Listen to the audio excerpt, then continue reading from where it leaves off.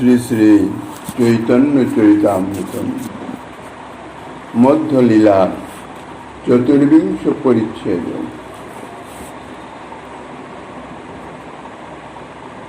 আত্মা শব্দে মন কহে, মনে যেই রমে, সাধু সঙ্গে সেহ ভজে শ্রীকৃষ্ণ চরণে। কলিযুগ পাবন অবতার পরম করুণাময় শ্রী শ্রী গৌরাঙ্গ সুন্দরীর পরম অন্তরঙ্গ প্রিয় পার্ষদ বর্জ্য পূজ্যপাদ শ্রীকৃষ্ণদাস কবিরাজ গোস্বামী মহাশয় তাহার শ্রী শ্রী চৈতন্য চরিতামৃত নামক শ্রী গ্রন্থের মধ্যলীলার চতুর্বিংশ পরিচ্ছেদে সনাতন শিক্ষা প্রসঙ্গে আত্মারাম শ্লোকের ব্যাখ্যা বর্ণনা করিতেছেন। আত্মা শব্দের যে 7টি অর্থ, তার মধ্যে ইতিপূর্বে ব্রহ্ম অর্থ এবং আত্মা অর্থ তাহা নিয়ে তাহার অর্থ আস্বাদন করা হয়েছে। এইভাবে মোট 7 রকমের অর্থ দিয়ে 13 রকমের অর্থ মোট এ পর্যন্ত প্রভু বর্ণনা করেছেন। এখন আত্মা শব্দের মন অর্থ ধরে এই শ্লোকের অন্যরূপ অর্থ করিতেছেন। আত্মায় অর্থাৎ মনে রমণ করেন যাহারা, তাহারা হইতেছে আত্মারাম। কিন্তু মনে রমণ করার অর্থটা কি? মনে রমণ করার অর্থ এখানে বলা হইতেছে যে হৃদয়ে স্থিত জীবান্তর্যামীকে রমণ করা। পরবর্তী শ্লোকে হৃদয়াম আরুণয় দহরং এই অংশের অর্থই হইতেছে মনে যেই রমে। ইহার টিকাতে চক্রবর্তীপাদ লিখেছেন,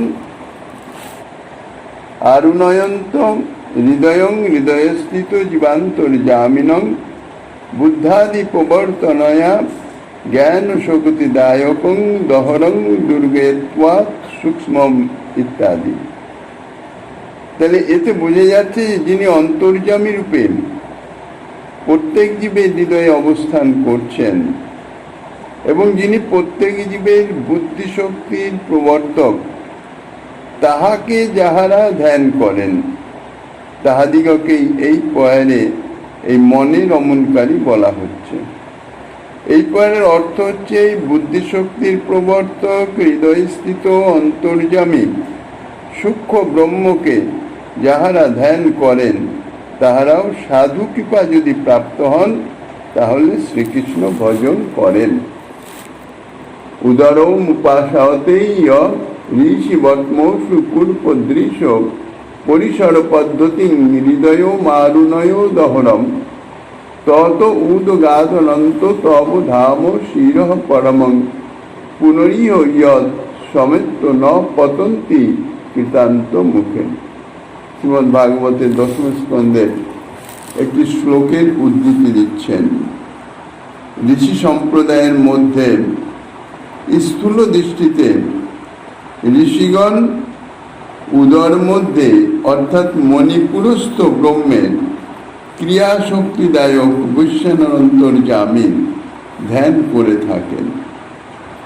অরুণের পুত্র আরুণী ঋষিগণ দেহমধ্যস্থিত নারীসমূহ যে স্থান দিয়ে বিভিন্ন দিকে প্রসারিত হয়েছে সেই হৃদয়ে অবস্থিত সূক্ষ্ম তত্ত্বে অর্থাৎ জ্ঞান শক্তিদায়ক যে জীবান্তর্যামী,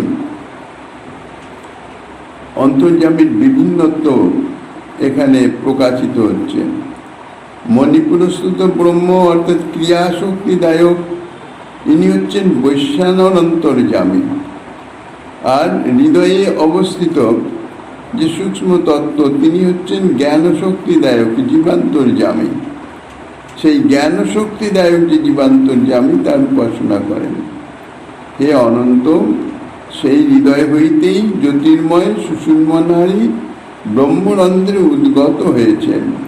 যে সুষুম্না নারী তোমার উপলব্ধি স্থান এবং যে সুষুম্না নারীকে লাভ করতে পারলেন আর এই সংসারে মৃত্যু মুখে পতিত হইতে হয় না।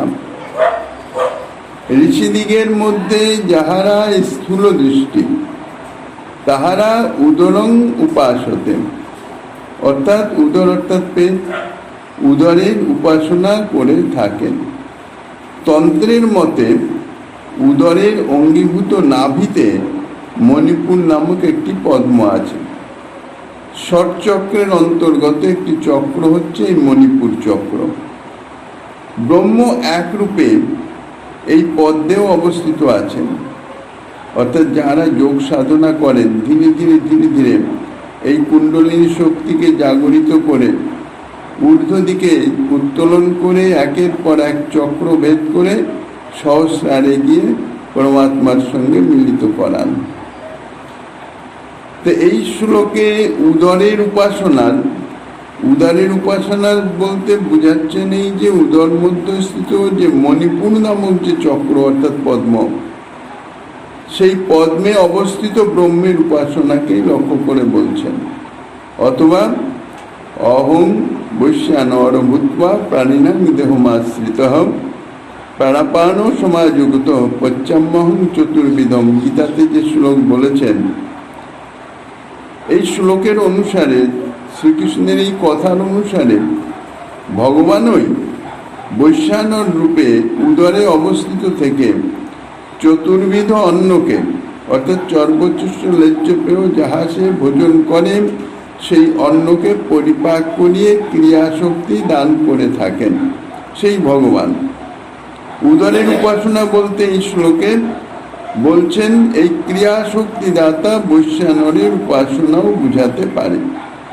হৃদয় অপেক্ষা উদর স্থূলতর, এই জন্যে উদরের উপাসকগণকে কূর্প দৃশ্য বা স্থূল দৃষ্টি সম্পন্ন বলা হচ্ছে। তারপর বলছেন পরিসর পদ্ধতি, পরিত সরন্তি ইতি পরিসর। পরিত অর্থাৎ চতুর্দিকে, সরন্তি অর্থাৎ প্রসারিত হয়। নারীসমূহ, এই শরীরে যে অসংখ্য নারীসমূহ বিরাজিত আছেন, সেই নারীসমূহ এক স্থান থেকে চতুর্দিকে অর্থাৎ সর্বদিকে প্রসারিত হয়। এই জন্যকে নারীসমূহকে বলে পরিসর, অর্থাৎ এক জায়গায় আর হচ্ছে কেন্দ্র, সেখান থেকে বিভিন্ন দিকে এই নারীর মাধ্যম দিয়ে যে এক কথায় বলতে গেলে রক্ত সঞ্চালন, সেই নারীসমূহকে বলা হচ্ছে পরিসর, বিভিন্ন দিকে প্রসারিত। সেই নারীসমূহের পদ্ধতি স্বরূপ যে হৃদয়, অর্থাৎ নারীসমূহ মূল কেন্দ্র হচ্ছে হৃদয়। হৃদয়ে থেকেই চতুর্দিক অর্থ বলতে গেলে সর্বশরীরে নারীসমূহ বিস্তীর্ণ হয়ে আছে। সমস্ত শরীর থেকে রক্ত সঞ্চালন করে সেই রক্ত হৃদয়ে নিয়ে এসছে, আবার হৃদয় থেকে পরিশোধিত হয়ে আবার বিভিন্ন স্থানে সেটি সঞ্চারিত করছে। তো এই যে নারীসমূহ চতুর্দিকে বিস্তীর্ণ হয়ে আছে, তার মূল কেন্দ্র হচ্ছে হৃদয়। তাই বলছেন নারীসমূহের পদ্ধতি স্বরূপ যে হৃদয়, গুহ্য লিঙ্গের মধ্যবর্তী অঙ্গুলিতে পরিমিত স্থানকে তন্ত্রমতে বলা হচ্ছে মূলাধার। এই মূলাধারই হচ্ছে শরীরের সমস্ত নারীর মূল স্থান। নারীসমূহ এই মূলাধার থেকেই উত্থিত হয়ে সমস্ত দেহে বিস্তীর্ণ হয়ে থাকে। এই নারীসমূহের মধ্যে ইরা, পিঙ্গলা এবং সুষুম্না, এই তিনটি নারীকে বলা হয় মুখ্য শ্রেষ্ঠ। মধ্যখানে সুষুম্না নারী আর ইরা, পিঙ্গলা দুই দিকে বিরাজিত। এই সুষুম্না মেরুদণ্ডের বাইরে অবস্থিত। মূলাধার থেকে আরম্ভ করে হৃদয়ের মধ্য দিয়ে এই সুষুম্না একেবারে ব্রহ্মরন্ধ্র পর্যন্ত প্রসারিত, একেবারে ব্রহ্মরন্ধ্র মস্তকের তালু পর্যন্ত প্রসারিত। এই রূপে সুষুম্না নারীর এবং অন্যান্য নারীরও গতিপথে পরে বলে হৃদয়কে বলা হয় নারী পদ্ধতির মার্গ বা রাস্তা স্বরূপ। তো এতাদৃশ যে হৃদয়, সেই হৃদয়স্থিত নারীসমূহের প্রসারণের রাস্তা স্বরূপ যে হৃদয়ে অবস্থিত দহরং অর্থাৎ সূক্ষ্ম তত্ত্ব, মানে জীবান্তর্যামী। তাহলে এখানে বলছেন যে জীবান্তর্যামী, যে অন্তর্যামী রূপে যে ভগবান বিরাজিত আছেন, তিনি হৃদয়ে বিরাজিত থাকেন। কি স্বরূপে থাকেন বলছেন, অঙ্গুষ্ঠ পরিমাণ বিগ্রহে জীবের হৃদয়ে অবস্থিত থেকে তিনি কি করেন, বুদ্ধিবৃত্তিকে প্রবর্তিত করে জ্ঞান শক্তি প্রদান করেন।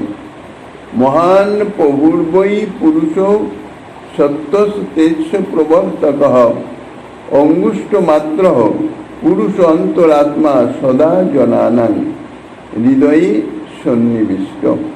শ্রীমদ্ ভাগবতের এই শ্লোকের ক্রমসন্দর্ভের শ্রুতি বচন উদ্ধৃতি করেছেন। হৃদয়ে স্থিত জীবন্ত জামি সূক্ষ্ম তত্ত্বকে যারা উপাসনা করেন তারা হচ্ছেন আরুণী ঋষি। আরুণী ঋষিগণ হৃদয়ে স্থিত জীবান্তর্যামী সূক্ষ্ম তত্ত্ব অর্থাৎ সেই অন্তর্যামীকে উপাসনা করেন। তত অর্থাৎ সেই হৃদয় থেকে, যে হৃদয়ে স্থিত জীবান্তর্যামী আরুণী ঋষিগণ কর্তৃক উপাসিত হন, সেই হৃদয় থেকে মূলাধার থেকে আরম্ভ করে হৃদয়ের মধ্য দিয়ে ভগবান অনন্তের উপলব্ধি স্থান স্বরূপ সুষুম্নাখ্যাং সুষুম্না নামক নারী, অর্থাৎ মূলাধার থেকে সহস্রার পর্যন্ত ষটচক্র 6টি পদ্ম আছে, তার মধ্যবর্তী হচ্ছে হৃদয়, যেখানে অন্তর্যামী রূপী ভগবান বিরাজিত আছেন। সেই ভগবান অনন্তের উপলব্ধি স্থান স্বরূপ ধাম ও সুষুম্নাখ্যাং পরমং শির উদগাত, অর্থাৎ সুষুম্না নামক নারী ইরা ও পিঙ্গলার মধ্যবর্তিনী মেরুদণ্ডের বহির্দেশে অবস্থিত এই সুষুম্না নারী জ্যোতির্ময় মস্তক অর্থাৎ মস্তকে স্থিত ব্রহ্মরন্ধ্র, যাকে সহস্রার বলা হয়, সেই ব্রহ্মরন্ধ্র পর্যন্ত উদ্গত হয়েছেন। সুষুম্না নারী মূলাধার থেকে আরম্ভ করে হৃদয়ের মধ্য দিয়ে ব্রহ্মরন্ধ্র পর্যন্ত প্রসারিত হয়েছেন। যৎ সমেত, যে সুষুম্না নারীকে প্রাপ্ত হলেন, সুষুম্না নারীর যোগে ঊর্ধ্বে উত্থিত হতে পারলে আর কৃতান্ত মুখে পতিত হতে হয় না, অর্থাৎ তার আর মৃত্যু হয় না, জন্ম মৃত্যু রহিত হয়ে যায়। শতং চৈকাচ হৃদয়স্য নাভ্যস তাসাং মূর্ধা নমভিনিঃসৃতৈকা তয়োর্ধ মায়ন্ন মৃতত্ব মেতি বিশ্বংনয়া উৎক্রমেণ ভবন্তি। শ্রীমদ্ ভাগবতের এই শ্লোকের টিকাতে শ্রীধর স্বামীপাদ বলেছেন, হৃদয়ের সংস্রবে 100টি নারী আছে, তাহাদের মধ্যে একটি মাত্র নারী, যে নারীটি ঊর্ধ্ব দিকে প্রসারিত হয়েছে, তার নাম হচ্ছে সুষুম্না নারী। এই নারীটির যোগে ঊর্ধ্ব দিকে গমন করলে উপাসক মোক্ষ লাভ করতে পারেন, আর অন্যান্য নারী সকল তারা এই সংসার ভ্রমণের দ্বার স্বরূপ, দ্বার মাত্র হন। সুষুম্নার সহায়তায় অমৃতত্ব বা মোক্ষ লাভ হতে পারে বলে সুষুম্নাকে ভগবত উপলব্ধির স্থান বলা হয়েছে। তা হৃদয় অর্থ মন। উক্ত শ্লোক থেকে তাহলে জানা যাচ্ছে যে আরুণী ঋষিগণ তারা হৃদয়ের অর্থাৎ হৃদয়স্থ যে সূক্ষ্ম তত্ত্বের অর্থাৎ অন্তর্যামী জীবান্তর্যামী উপাসনা করেন, অর্থাৎ তাহারা হৃদয়ে বা মনে রমণ করেন। হৃদয়কে এখানে মন বলেই অর্থ করা হচ্ছে। সুতরাং তাহারাই হচ্ছেন মনে রমণকারী বা মনোরাম। মনোরাম অর্থাৎ আত্মারাম, আত্মা শব্দের মন অর্থ ধরে এই অর্থ করা হচ্ছে। তাহলে মনে রমণকারী আত্মারামদের যে কথা বলা হচ্ছে, তাহাদের অস্তিত্ব জ্ঞাপক অর্থাৎ প্রমাণ স্বরূপ শ্রীমদ্ ভাগবতের এই শ্লোকের উদ্ধৃতি দিয়েছেন। এহ কৃষ্ণ গুণাকৃষ্ট মহামুনি হইয়া অহৈতুকী ভক্তি করে নির্গ্রন্থ হইয়া। এহ অর্থাৎ এই যে মনোরাম অর্থাৎ আরুণী ঋষিগণ, যাহারা হৃদয়স্থ সূক্ষ্ম তত্ত্বের উপাসনা করেন, তারা মহামুনি হয়ে অর্থাৎ কৃষ্ণ মননে আসক্তিযুক্ত হয়ে যারা কৃষ্ণ মননে আসক্তিযুক্ত তাহারাই হইতেছে মহামুনি। অর্থাৎ এখানে মুনয় শব্দের অর্থ করছেন। নির্গ্রন্থ, অর্থাৎ নির্গ্রন্থ শব্দে ইতিপূর্বে বলা হয়েছে দুটি অর্থ, অবিদ্যা গ্রন্থহীন অথবা বিধিহীন। তাহলে এই দুই পয়ারে আত্মা শব্দের মন অর্থ ধরে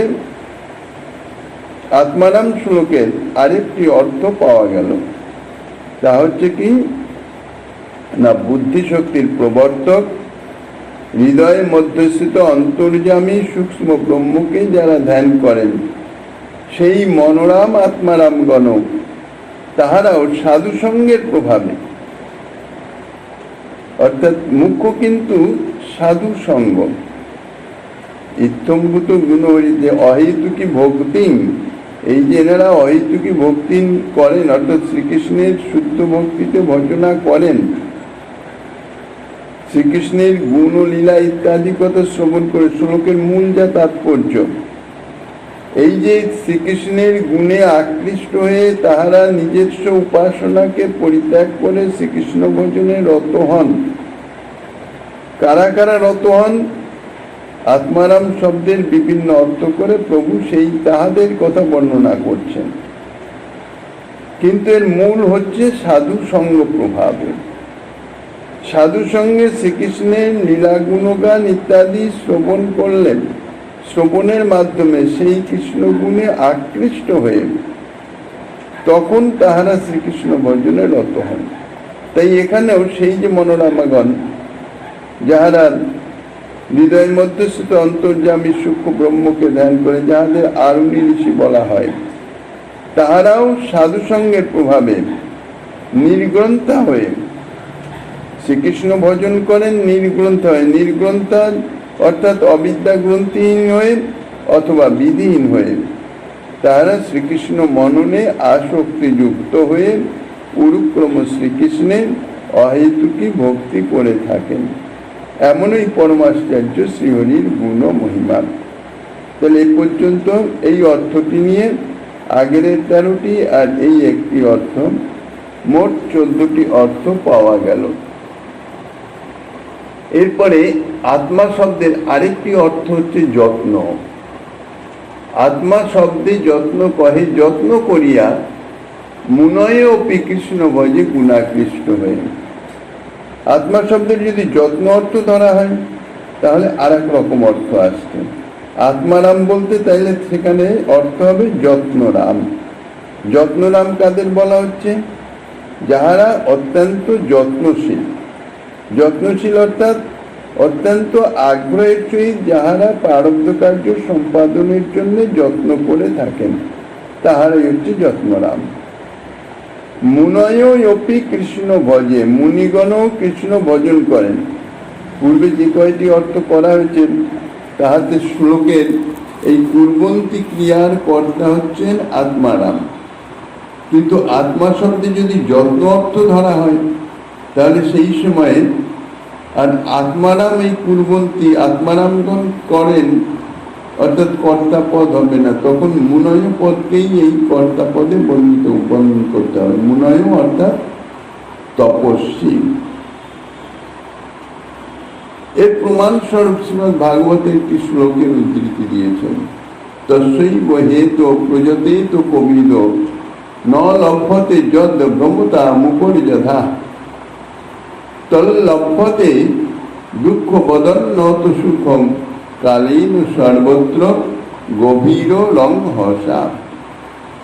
ঊর্ধ্বে ব্রহ্মলোক এবং নিম্নে স্থাবরজনী পর্যন্ত ভ্রমণ করেও জীবগণ যাহা লাভ করতে পারে না, তাহা অর্থাৎ সেই ভক্তি সুখ লাভের জন্যে যত্ন করাই হচ্ছে বুদ্ধিমান লোকের কর্তব্য। দুঃখের মতন বিষয় সুখ অদ্ভুত শক্তি সম্পন্ন প্রাক্তন কর্মফলে কোনো চেষ্টা ব্যতীতই আপনি সর্বত্র এসে উপস্থিত হয়।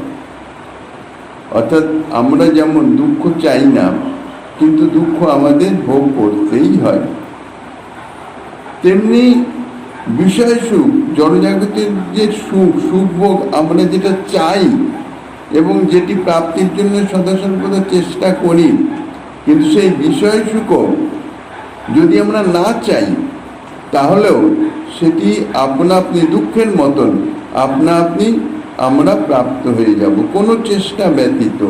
কি জন্যে? প্রাক্তন কর্ম ফলে, প্রারব্ধের ফলে যেমন আমরা দুঃখ ভোগ করি, আমরা না চাইলেও দুঃখ ভোগ করি, যে সম্বন্ধে চেষ্টা না করলেও দুঃখ ভোগ করি, সেই রকম আমরা যদি সুভোগের জন্য চেষ্টা না করি, আমাদের প্রারব্ধে কর্মে যাহা সুখ আছে, বিষয় সুখ আছে, কেননা এই প্রারব্ধ হইতেছে অদ্ভুত শক্তি সম্পন্ন, না চাইলেও যাহা প্রাপ্য তাহা ঠিক এনে উপস্থিত করবে। তাই কোনো চেষ্টা ব্যতীত আপনা আপনি সেটি সর্বজীবের সর্বত্র অর্থাৎ সর্বসময় এসে উপস্থিত হয়। সুতরাং এখানে চেষ্টা করা অর্থাৎ যত্ন করা, ঐহিক সুখের জন্যে, জড়জাগতিক সুখের জন্যে এই যত্ন বা চেষ্টা করবার কোনো প্রয়োজন নাই। ঐহিক সুখের জন্য যে চেষ্টা করা হয় তাহা বলতে গেলে ব্যর্থ। দুঃখ লাভের জন্য কেউ কখনো চেষ্টা করে না। আরে চেষ্টা তো দূরের কথা, যাহাতে দুঃখ না আসে তার জন্য বরং চেষ্টা করে। দুঃখ ইচ্ছাও করে না, দুঃখ যাতে না হয় তার জন্য সর্বদা তারা চেষ্টা করে। তথাপি যে দুঃখ পাওয়ার, যে দুঃখ আসার অর্থাৎ প্রাক্তন কর্ম অনুসারে প্রারব্ধের ফলে যে দুঃখ আমাকে ভোগ করতে হবে তা এসে পড়ে, কোনোভাবেই তাকে বাধা দিয়ে রাখা যায় না।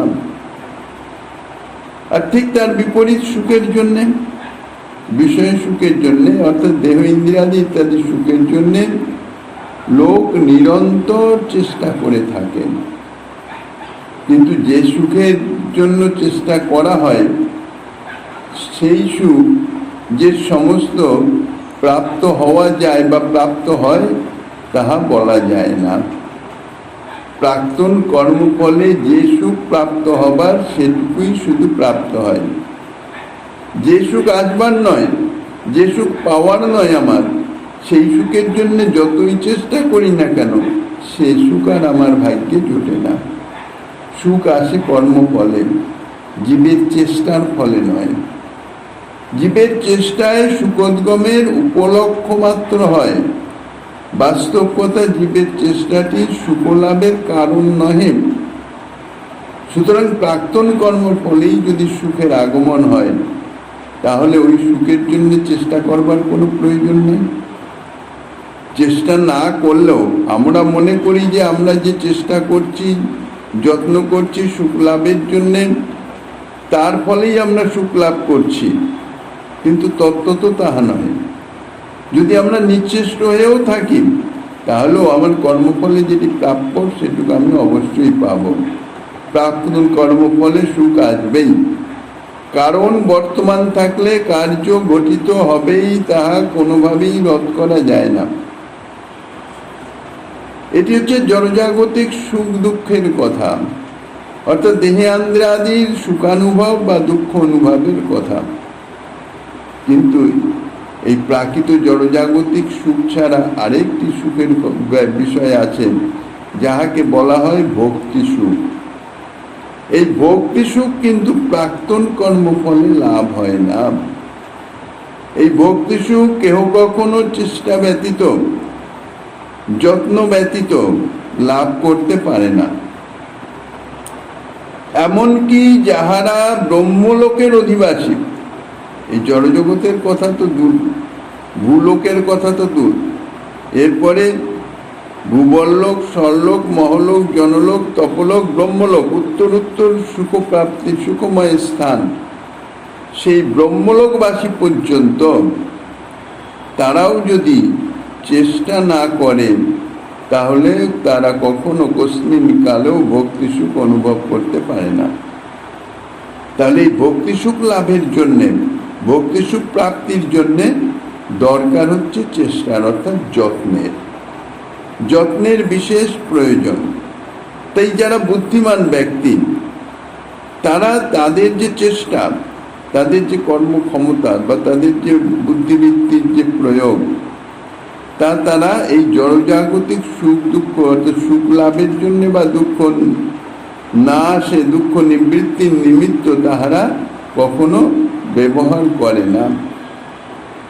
যারা বুদ্ধিমান প্রাক্তন কর্মফলে দুঃখের ন্যায় অনায়াসলভ্য বিষয় সুখের জন্য তারা কখনো যত্ন করে না, বরঞ্চ তাহাদের সেই যে কর্মক্ষমতা অর্থাৎ চেষ্টা বা যত্ন তাহারা ভক্তি সুখ লাভের জন্যেই প্রয়োগ করে থাকেন। অর্থাৎ ভক্তি সুখ লাভের জন্যেই তারা যথাসাধ্য চেষ্টা করে থাকে যারা বুদ্ধিমান। আরেকটি শ্লোকের উদ্ধৃতি দিয়েছেন এখানে, সদ্ধর্মস্যাববোধায় যে নির্বন্ধিনী মতি অচিরাদেব সর্বার্থ সিদ্ধত্বেস্বামভিপ্সিতঃ। ইহাও এই কথারই প্রমাণ স্বরূপ। চ শব্দে অপি অর্থে অপি অবধারণে যত্নাগ্রহ বিনা ভক্তি না জন্মায় প্রেমে। চ শব্দের অর্থ এখানে অপি এবং ও, আর শ্লোকের অপি শব্দের অবধারণ বুঝায়। অবধারণ মানে নিশ্চয়তা, এইরূপ অর্থে। তাহলে শ্লোকটির অন্বয় হবে এইরকম, মুনয় চ অপি, মুনয় অপি আত্মারাম। এখানে আত্মারাম শব্দের অর্থ হচ্ছে যত্নশীলা। আত্মা শব্দের যত্ন অর্থ ধরেছেন, তাহলে যত্নশীলা নির্গ্রন্থায় অপি অনুক্রমে অহেতুকিং ভক্তিং কুর্বন্তি। তাহলে অর্থটা কি দাঁড়াবে? অর্থ হচ্ছে মুনিগণ যত্নশীল এবং মায়াতীত অর্থাৎ নির্গ্রন্থা হয়ে অনুক্রম শ্রীকৃষ্ণ অহেতুকি ভক্তি করে থাকেন। এমনই হচ্ছে শ্রীকৃষ্ণের গুণমহিমা। এ পর্যন্ত এই অর্থটি নিয়ে 15টি অর্থ হচ্ছে। তারপরে বলছেন যত্নাগ্রহ বিনা ভক্তি না জন্মায় প্রেমে। যত্নাগ্রহ, যত্ন অর্থাৎ হচ্ছে উদ্যোগ, চেষ্টা, আর আগ্রহ অর্থ আসক্তি, উৎকণ্ঠা। বহিরিন্দ্রিয়ের ক্রিয়ার অর্থ হচ্ছে শ্রবণ কীর্তনাদি ভক্তি অঙ্গের অনুষ্ঠানে যে একটা ব্যস্ততা, যে একটা চেষ্টা, তাই হচ্ছে যত্ন। আর প্রেম লাভের নিমিত্ত হৃদয়ের যে একটা বলবতী আকাঙ্ক্ষা, লালসা, উৎকণ্ঠ, তাহাকেই বলা হচ্ছে এখানে আগ্রহ। যত্নাগ্রহ অর্থাৎ যত্ন এবং আগ্রহ। যত্ন শব্দে শ্রবণ কীর্তন ইত্যাদি ভক্তি অঙ্গের যে চেষ্টা করা, যে ব্যস্ততা, তাহা হচ্ছে যত্ন, অর্থাৎ যত্ন সহকারে করা হচ্ছে। আর সেই সঙ্গে সঙ্গে হৃদয়ে প্রেম লাভের নিমিত্ত যে একটা বলবতী উৎকণ্ঠা, এই দুটো মিলিত হয়ে হচ্ছে যত্নাগ্রহ। আর বলছেন যত্নাগ্রহ বিনা ভক্তি না জন্মায় প্রেমে। ভক্তি অর্থাৎ সাধন ভক্তি, ভক্তি অঙ্গের অনুষ্ঠান। সাধন ভক্তির অনুষ্ঠান করলেও সাধকের যদি তার জন্যে, সেই সাধন ভক্তি অনুষ্ঠানের জন্য যত্ন এবং আগ্রহ না থাকে, উদ্যোগ এবং আগ্রহ যদি না থাকে, চেষ্টা যদি না থাকে, তাহলে কস্মিন কালেও প্রেম প্রাপ্ত হওয়া যায় না। যন্ত্রের মতো ভজনাঙ্গগুলি অনুষ্ঠান মাত্র করে গেলাম, তাহলে হৃদয়ে কি করে প্রেমের বিকাশ হবে? তাহা কখনোই হয় না। কেননা সেই যে যন্ত্রের মতন ভজনাঙ্গগুলির অনুষ্ঠানের যে ফল, সে ফল প্রকাশিত হয় না। ভক্তির উন্মেষের জন্য একটা বলবতী আকাঙ্ক্ষা থাকা চাই। যেমন প্রাকৃত দৃষ্টান্তে দেখা যায়, পক্ষীগণ তাহারা ডিম প্রসব করে। ডিম প্রসব করে যদি তারা ছেড়ে দেয়, তাহাদের কিন্তু তাহাদের সেই ডিম ফুটে বাচ্চা প্রকাশিত হবে না। সেই ডিমের একটা শারীরিক উষ্ণতা দিয়ে, সেটাকে একটা প্রক্রিয়ার মধ্যে দিয়ে চললে ধীরে ধীরে তারপরে সেই ডিমের অন্তর্স্থিত সেই বিষয়টি পরিপক্কতা লাভ করে একসময় ডিমটি স্ফুট হয়ে সে প্রকাশিত হয়। এই যে ক্রিয়াটা, যেটা পক্ষীমাতা করেন, তাহাই হচ্ছে যত্নাগ্রহ। প্রেম লাভের জন্য সেই রকম একটা ক্রিয়া থাকা চাই। শুধু ভক্তি অঙ্গ অনুষ্ঠান করে গেলাম, আপনা আপনি প্রেম প্রাপ্ত হয়ে যাব, ইহা কখনো হবে না। ভক্তির উন্মেষের জন্যে, অর্থাৎ ভক্তির বীজ অঙ্কুরিত হয়ে বর্ধিত হওয়ার জন্যে, প্রেম ফল যে ফলবে, যে ভক্তি লতাতে ভক্তি বীজ পেলাম, রোপণ করে দিয়ে ছেড়ে দিলাম, তাহা কখনো অঙ্কুরিত হবে না। আর প্রেম ফল তো পরের কথা। দরকার হচ্ছে একটা বলবতী আকাঙ্ক্ষা, হৃদয়ের আকাঙ্ক্ষা। কিসে অনর্থ নিবৃত্তি হতে পারে? কেন অনর্থ নিবৃত্তি না হওয়া পর্যন্ত, চিত্তশুদ্ধ না হওয়া পর্যন্ত ভক্তি সেই প্রেম প্রাপ্তির প্রাথমিক অবস্থা যে রতি বা ভাব, সে স্তরে পৌঁছাতে পারবে না। তাইলে আমার দরকার কি? প্রথমে কিসে অনর্থ নিবৃত্তি হবে?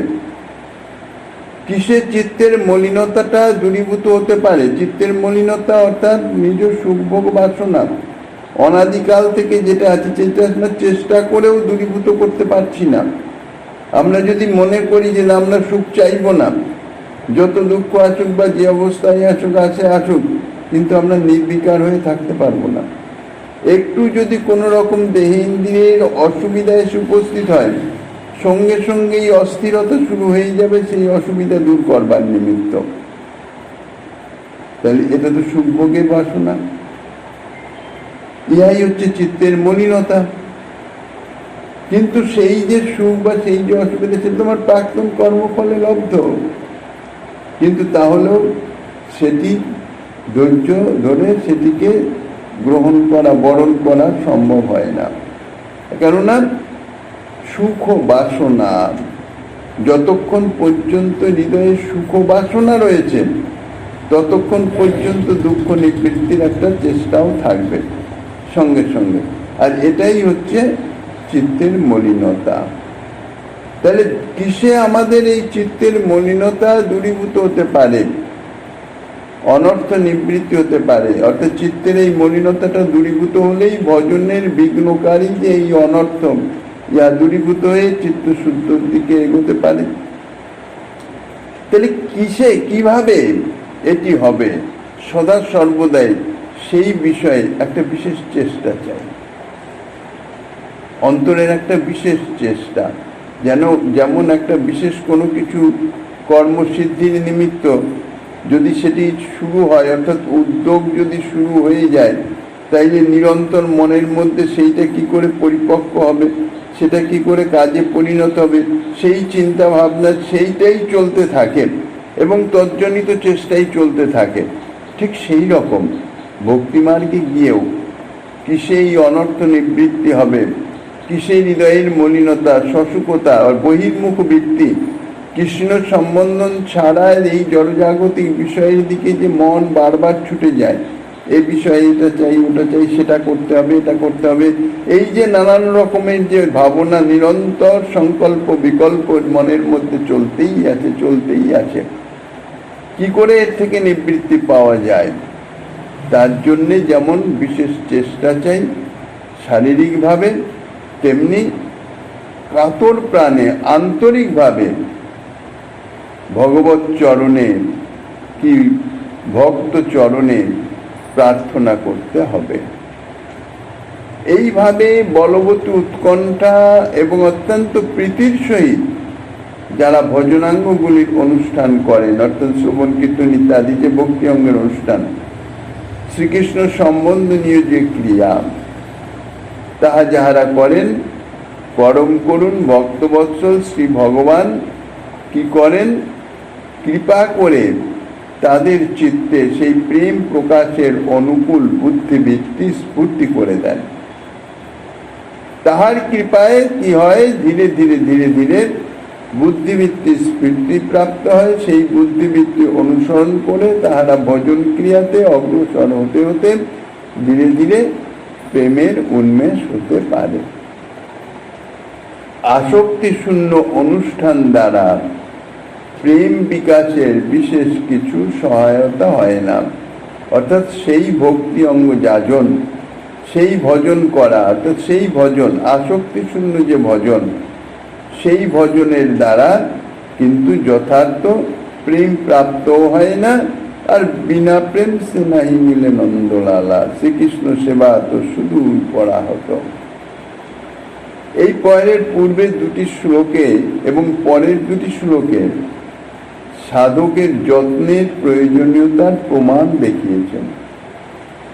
পূর্বোক্ত শ্লোকে বলেছেন ইন্দ্রিয়ভোগ্য সুখের জন্য চেষ্টা করবার কোনো প্রয়োজন নেই। প্রাক্তন কর্মের ফলে যারা আমরা বলি, এক কথায় যাকে বলি ভাগ্য, ভাগ্যে যা আছে তা হবেই, সেই প্রাক্তন কর্মের ফলে যেমন দুঃখ আমাদের কোনরূপ চেষ্টা ছাড়াই আপনা আপনি এসে যায়, ভোগ করতে হয়, সুখও তেমনি। যদিও আমরা সুখের জন্য চেষ্টা করি সদা সর্বদা, তাই মনে হয় আমাদের চেষ্টার ফলেই বোধহয় সুখ লাভ করলাম, কিন্তু বাস্তবত তাহা না, সেই সুখও আপনা আপনি এসে উপস্থিত হয়।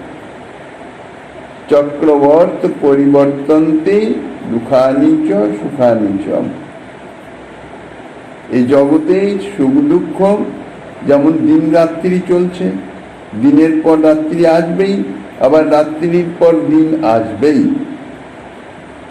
রাত্রিকে যদি দুঃখকালীন সময় ধরা হয়, তাহলে দুঃখকালীন সময় তো দুঃখ নিরবিচ্ছিন্ন থাকবে না।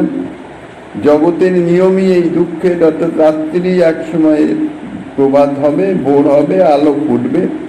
তেমনি দুঃখ যত বড় দুঃখই হোক না কেন, এটা তো প্রারব্ধ কর্মের ফলে প্রাপ্তি। প্রারব্ধ কর্মের তো একটা সীমা আছে, ফল তো আর অনন্ত হয় না। তো সেই সীমা, অর্থাৎ যেই ভোগ শেষ হয়ে যাবে সঙ্গে সঙ্গে দুঃখ আপনা আপনি চলে যাবে। এই জন্যই বলেছেন চক্রবৎ, অর্থাৎ একের পর এক, সুখের পর দুঃখ, দুঃখের পর সুখ, এরকম ভাবেই জগতে চলবে। সেটা আপনি আপনিই আসবে যদি সে সম্বন্ধে, অর্থাৎ সেই সুখ দুঃখ প্রাপ্তির জন্য কোনো চেষ্টা নাও করা হয়, তাও সেটা আসবে। কেন? সেটা প্রারব্ধের ফল। কিন্তু ভক্তি কখনো আপনা আপনি এসে উপস্থিত হবে না, কোনোভাবেই হবে না। ভক্তি লাভের জন্য বিশেষ আন্তরিক চেষ্টার অপেক্ষা আছে। পরবর্তী 57 নম্বর শ্লোকেও বলেছেন, ভক্তি লাভের জন্য যারা বিশেষ যত্ন এবং আগ্রহ আছেন, এই যত্ন এবং আগ্রহের তারতম্য অনুসারে তাহাদের অভীষ্ট সিদ্ধিরও তারতম্য হয়। অর্থাৎ বিশেষভাবে যাদের যত্ন আগ্রহ আছে, তাহারা অতি সত্বর অভীষ্ট সিদ্ধি লাভ করতে পারেন। যাহারা যত্ন আগ্রহের সহিত প্রীতিপূর্বক শ্রীকৃষ্ণের ভজন করেন, শ্রীকৃষ্ণই কৃপা করে তাদের চিত্তে এমন বুদ্ধি স্ফূর্তি করে দেন যাহাতে তাহারা শ্রীকৃষ্ণকে পেতে পারেন। সাধনৌঘৈ রণাসঙ্গৈ রলভ্যা সুচিরাদপি হরিণা চাস্য দেয়েতি দ্বিধা সাস্যা সুদুর্লভা।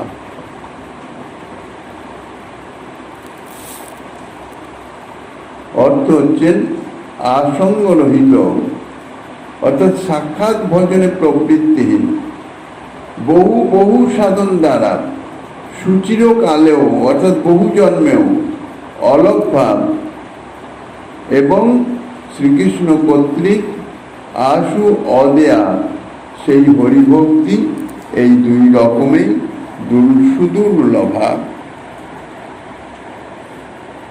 তাই বলছেন শুদ্ধা ভক্তি সহজলভ্যা নহে, সহজে প্রাপ্ত হওয়া যায় না, ইহাকে বলছেন সুদুর্লভা। তার আগে বলছেন তেষাং সতত যুক্তানাং ভজতাং প্রীতিপূর্বকম দদামি বুদ্ধি যোগং তং ইয়েন মামুপজন্তি তে। অর্থাৎ যাহারা যত্ন এবং আগ্রহের সঙ্গে, প্রীতির সঙ্গে শ্রীকৃষ্ণের ভজনে রত থাকেন, তাহাদের সেই যত্ন আগ্রহ, অর্থাৎ প্রীতির সঙ্গে যে ভক্তি অঙ্গের অনুষ্ঠান, আর অন্তরের যে আন্তরিক চেষ্টা, তার ফলে শ্রীকৃষ্ণের কৃপা উদ্ভূত হয়।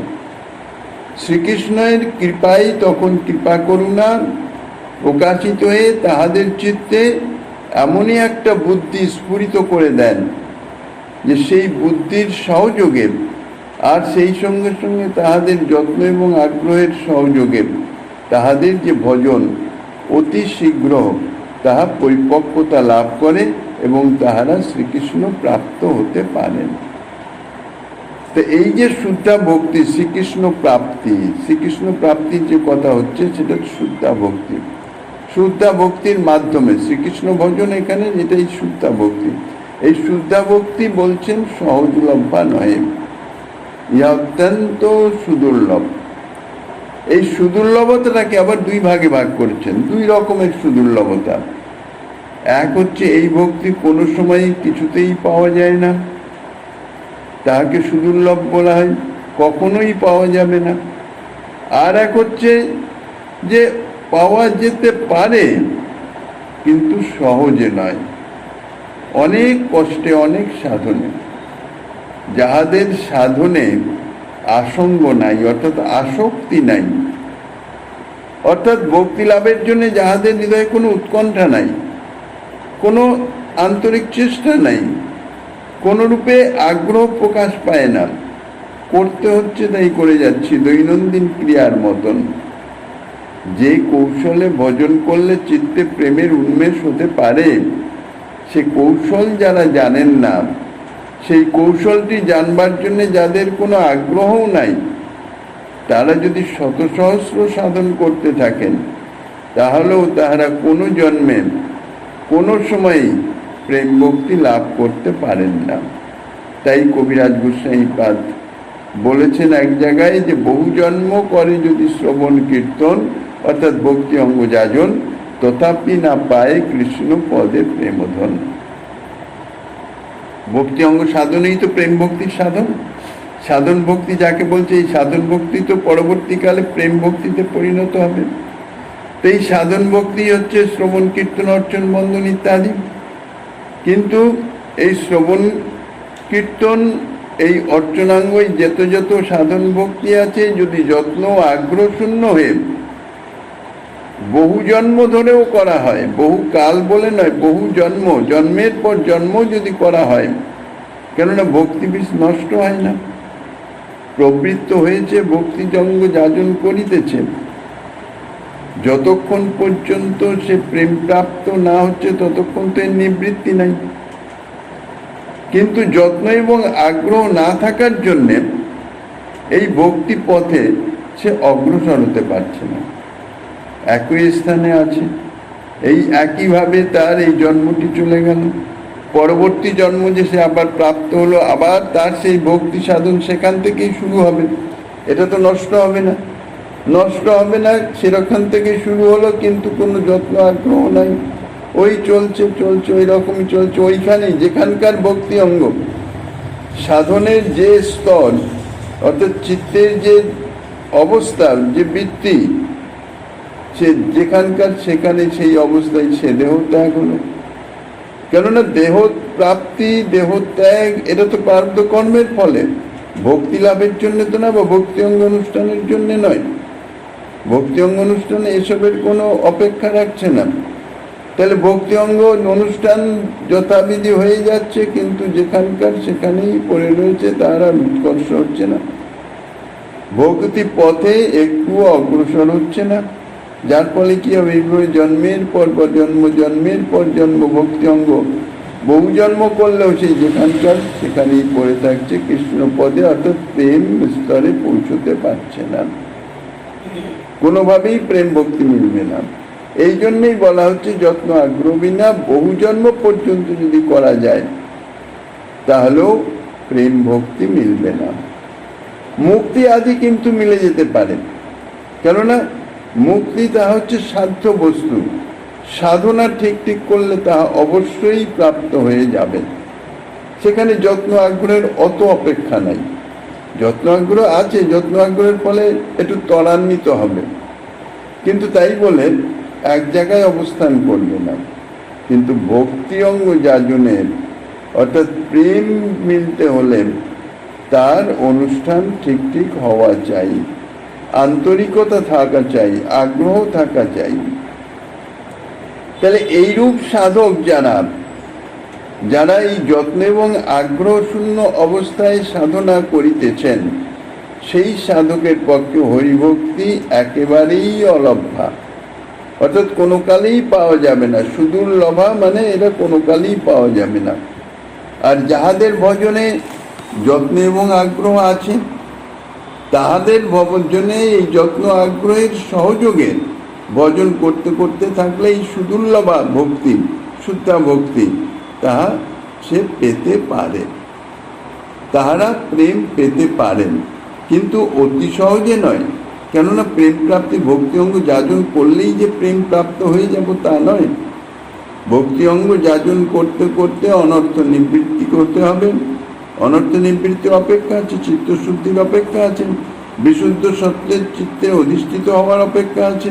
তারপরে ভক্তি মহারানী এসে উপস্থিত হয়ে হৃদয়ে প্রকাশিত হবেন। তারপরে ধীরে ধীরে আরো যত্ন আগ্রহ সরে ভজন করতে করতে নিষ্ঠা, রুচি, আসক্তির স্তর অতিক্রম করেন, রতি স্তরে পৌঁছলে তারপরে শেষে প্রেম প্রাপ্ত হওয়া যাবে। কাজে অত সহজ বিষয় নয়, অত সহজে নয় প্রেম। এই জন্যই বলছেন সুদুর্লভা। যে পর্যন্ত চিত্তে ভক্তি মুক্তি আদির বাসনার লেশাভাসও অবশিষ্ট থাকবে, সে পর্যন্ত চিত্তে অনর্থ নিবৃত্তি হবে না, চিত্ত শুদ্ধই হবে না, অর্থাৎ প্রাকৃতত্ব দূরীভূত হবে না, সেই চিত্তে অপ্রাকৃত বিশুদ্ধ সত্যের আবির্ভাব হবে না। প্রেম তো অনেক দূরের কথা। সেই জন্যই বলেছেন, কৃষ্ণ যদি ছুটে ভক্তে ভক্তি মুক্তি দিয়া, কবু প্রেম ভক্তি না দেন রাখেন লুকাইয়া। কখনো প্রেম ভক্তি দেন না, দিতে চান না। কেন? প্রেম প্রাপ্ত হয়ে গেলে তো শ্রীকৃষ্ণ, প্রেম এমনই একটা বস্তু যার দ্বারা শ্রীকৃষ্ণকে পর্যন্ত বশীভূত করে রাখা যায়। এখন কে বশীভূত হয়ে যায়? আমার বশীভূত হওয়ার প্রক্রিয়া বা যে বিষয়টি, সেইটি আমি কেন দিতে যাব? কেন তার বশীভূত হতে যাব? এই জন্যে শ্রীকৃষ্ণ দিতে চান না। কিন্তু সে যদি এমন কর্ম করে, তখন বিবশ হয়ে তিনি দিতে বাধ্য থাকেন। যেমন কঠোর তপস্যা করলে যার তপস্যা করায় তিনি সন্তুষ্ট হয়ে তাকে বরদান করতে বাধ্য হন, ঠিক সেই রকম। কিন্তু তার জন্য শ্রীকৃষ্ণ চেষ্টা করেন ভক্তকে ভক্তি মুক্তি অর্থাৎ মুক্তি সুখ পর্যন্ত তিনি অনায়াসে দিয়ে দেন। যদি এইগুলি নিয়ে সেই ভক্ত, সেই সাধক যদি প্রেমের দিকে আর না চাই, এগুলি নিয়ে এতেই মত্ত হয়ে থাকে, ভক্তি অর্থাৎ জড়জাগতিক সুখ, সেই জড়জাগতিক অর্থাৎ দেহেন্দ্রাদির মাধ্যমে যে সুখ ভোগ, এটা বহুভাবে জগতে প্রাপ্ত হওয়া যায়। একেবারে মায়ামুগ্ধতা অর্থাৎ ভজন ক্রিয়া বিহীন হয়েও প্রাপ্ত হওয়া যায়, আবার ভজন ক্রিয়া চলছে তার মাধ্যমে প্রাপ্ত হওয়া যায়। এমনকি সর্বত্যাগ করে এসেও এই জড়জাগতিক সুখ প্রাপ্ত হওয়া যায়, ভক্তি প্রাপ্ত হওয়া যায়। মঠ মন্দির ইত্যাদি নানান রকম সেই ভক্তি অঙ্গেরই সব বিভিন্ন সাধু সেবা ইত্যাদি সব চলছে, জাঁকজমক সহকারে সব চলছে। এগুলি আর কিছুই নয়, এগুলি সব এই ভক্তির অন্তরিত হয়ে যায়। কেননা চিত্তে যদি সুখভোগের আকাঙ্ক্ষার আভাসও থাকে, তাহলে তো এই সমস্ত যে সেবা মাধ্যমে যে সমস্ত, তাও তো সে দেহেন্দ্রিয়ের মাধ্যমে গৃহীত হচ্ছে, তাহলে তো সেগুলি সুপ্রাপ্তিই হচ্ছে, অর্থাৎ ভক্তির পর্যায়েই পড়ছে। তাহা কিন্তু ভক্তির পর্যায়ে পর্যবেসিত হবে না। সাধারণ দৃষ্টান্ত, আমরা যাহা ভোজন করি, ভগবত নিবেদিত বস্তুই ভোজন করি, ভগবত প্রসাদ অপ্রাকৃত চিন্ময়, কিন্তু আমাদের তো সে বুদ্ধি আসে না। কেননা আমাদের হৃদয়ে সুখ ভোগ অর্থাৎ দেহেন্দ্রিয়ের সুখ ভোগ, জিহ্বার যে আস্বাদ, সেই স্বাদ বাসনা আছে। তাই একটু 19-20 কোনো কিছু হলেই আর এটা এরকম হয়েছে, এটা ঠিক হয়নি, এটা কিন্তু তাহলে তো সেটা প্রসাদ বুদ্ধিতে গ্রহণ হচ্ছে না, আর যে বস্তুকে আমি প্রসাদ বুদ্ধিতেই গ্রহণ করতে পারছি না, আমার দেহেন্দ্রিয়াদির ইন্দ্রিয় সুখের নিমিত্ত গ্রহণ করছি, সেটি তো ভক্তি অর্থাৎ ভোগ পর্যায়েই পর্যবেসিত হবে, ভক্তি তো হবে না। প্রসাদ গ্রহণরূপ যে ভক্তি, তাতে অন্তরের মধ্যে প্রসাদের যে অপ্রাকৃতত্ব, চিন্ময়ত্ব, তাহাই প্রকাশিত হবে।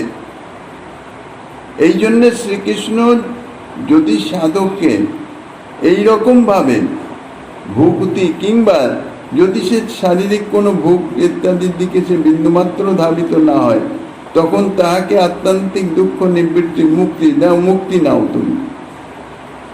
সাযুজ্য মুক্তি না চাই, ঠিক আছে, সাযুজ্য মুক্তিরও দরকার নেই, তুমি সারূপ্য সালুক্য ইত্যাদি যা আর চতুর্বিধা মুক্তি আছে সেই মুক্তিই গ্রহণ করো। যদি ভক্ত তাতে মজে গেল, তাইলে শ্রীকৃষ্ণ বেঁচে গেলেন, তাকে আর প্রেম দেবেন না। প্রেম ভক্তির ফলে যে প্রাপ্ত হওয়া যে শুদ্ধা ভক্তি, যার মাধ্যমে ব্রজেন্দ্র নন্দন শ্রীকৃষ্ণের সেবা প্রাপ্ত হওয়া যায়, ব্রজভাবে সেবা, অন্য কোনো বিষয় নয়। এখানে প্রেম ভক্তির মাধ্যমে যে প্রাপ্য বস্তু, সেটা হচ্ছে ব্রজেন্দ্র নন্দন শ্রীকৃষ্ণের সেবা। তাই যে শ্লোকের অর্থ করেছেন আসঙ্গ রহিত, অর্থাৎ সাক্ষাৎ ভজনে প্রবৃত্তিহীন, বহু বহু সাধন দ্বারা বহু জন্মেও অলভ ভাব এবং সাক্ষাৎ ভজনে প্রবৃত্তিযুক্ত সাধনেও, অর্থাৎ সাসঙ্গ সাধনেও যদি শ্রীকৃষ্ণের কৃপা প্রাপ্ত না হওয়া যায়, অর্থাৎ শ্রীকৃষ্ণ কর্তৃক চিত্তে ভক্তি মুক্তি ইত্যাদি প্রদান করে যদি তাকে ভুলিয়ে দিতে পারেন, তাহলে সেই সাধককে কখনো শুদ্ধা ভক্তি দেন না। অর্থাৎ শ্রীকৃষ্ণ কর্তৃক আশু, অর্থাৎ শীঘ্র যে পর্যন্ত চিত্তে ভক্তি মুক্তি কামনা বর্তমান থাকে, সেই পর্যন্ত ভক্তি প্রদান করেন না। তাহা এই ভক্তি হচ্ছে অদেয়া, অর্থাৎ দেন না। হরিভক্তি এই দুই রকমের সুদুর্লভা। এক হচ্ছে কস্মিন কালেও পাবেন না, আর দ্বিতীয় পাবেন কিন্তু অনেক কষ্টে। এই শ্লোকের যে আস্বাদনী দিচ্ছেন শ্রীমন মহাপ্রভু গেলেন কৃপা হলে, আগামী দিনে আস্বাদনের বাসনা রেখে অদ্যকার শ্রী চৈতন্য কথার এখানেই বিশ্রাম।